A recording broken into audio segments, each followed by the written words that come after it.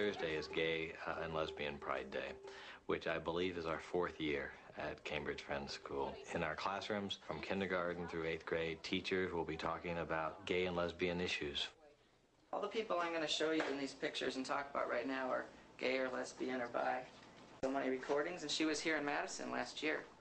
And she is a lesbian. And her partner's name is Julie. So this is Bill T. Jones. He was also in Madison last year. He's a very famous dancer. He's an African-American man. Is he gay? Yes. How many people saw Mrs. Doubtfire? I want to start with you talking a little bit about what you're going to do tomorrow at Gay and Lesbian Pride Day, and to raise any issues that might have come up in the classroom. I don't know. I guess for me, and I'm trying to be decisive, and I don't know what to do about this, but as a school, are we saying that the kids have to support this? I mean, I guess that's what it sounds like to me, that we're saying if a child comes from a background that says that homosexuality is not correct, are we telling that child that they're supposed to? This is what you're supposed to do? And I don't know if this works for you, but I think that we are asking kids to believe that this is right. Not as a matter of moral principle, but as a matter of we're educating them, and this is part of what we consider to be a healthy education. The book is called Asha's Moms, or Mums, really. Okay, we'll take comments and questions at the end of the story. Here we go. Asha's Moms. My class has been talking all week about the trip we're going to take to the Science Center. Some of the children, like Terrence and Elsie, have already been there. My teacher, Miss Samuels, gave us a form to take home. Our parents had to fill it out and sign it so that we would have permission to go on the trip. I gave it back to her the next day. Just before break, she asked to see me. She wanted to know which of the names on the form was my mom's. I said both. It can't be both. I can't have two moms, she said briskly. But I do. My brother and I have two moms, I protested. Corrine and Judy were listening to me. Take the form back home and have it properly filled out, said Miss Samuels. You can't go on the trip if it isn't. Now, if you were Asha, how do you think you would feel? Why is that, Jamila? Because they said you didn't have two moms. Because the teacher said you couldn't have two moms? Isaac? Well, her teacher probably wasn't didn't know, and she wasn't very open-minded or something. Maybe their teacher knew about having two moms and being lesbian, but she didn't like people like that. Can you describe a little bit more what you meant by open-minded? Well, if you're not very open-minded, it's you don't let's say there's a new kind of vegetable or something, and if you're not very open-minded, then you won't try it, because you're not you don't like to try new things and stuff. And if you are open-minded, then you would like to try it. And then if she wasn't very open-minded, then she wouldn't she'd be prejudiced.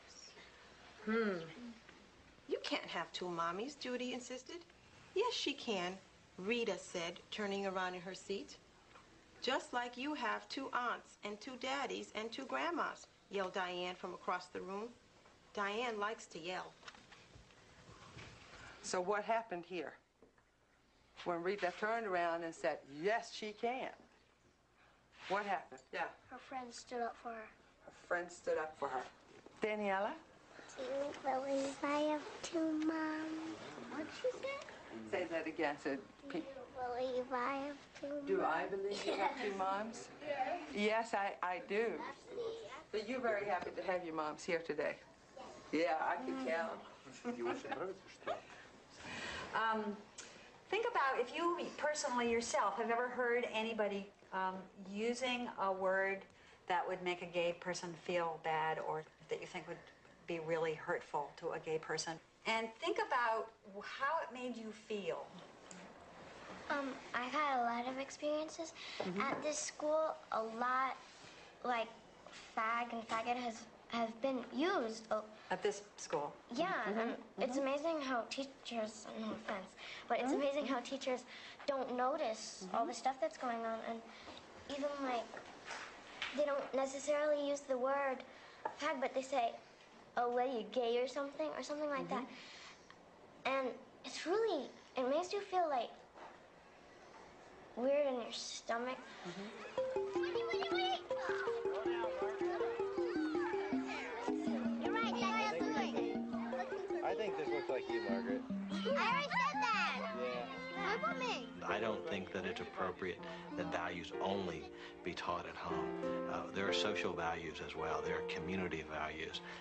And when you allow a child on a playground to hurl an insult at another child, or to say your mom is queer, or to say those sorts of things without addressing the issues is, I think, unconscionable.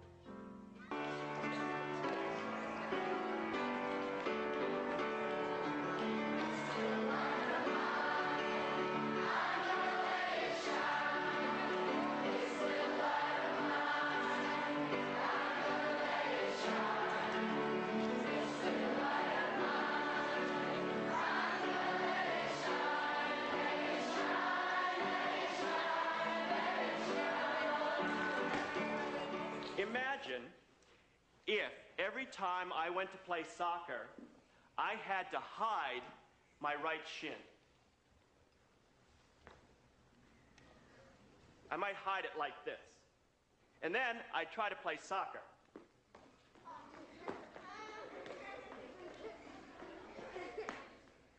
It wouldn't be easy, but I could do it. It would take a lot of energy to play soccer and also hide my leg. Well, at CFS, I don't have to hide. So I can play soccer with two legs. At CFS, I can tell the truth that I'm a gay man. And that gives me so much more energy to be a better teacher, to be a better co-worker, and to be a better friend. I'll see you on the soccer pitch.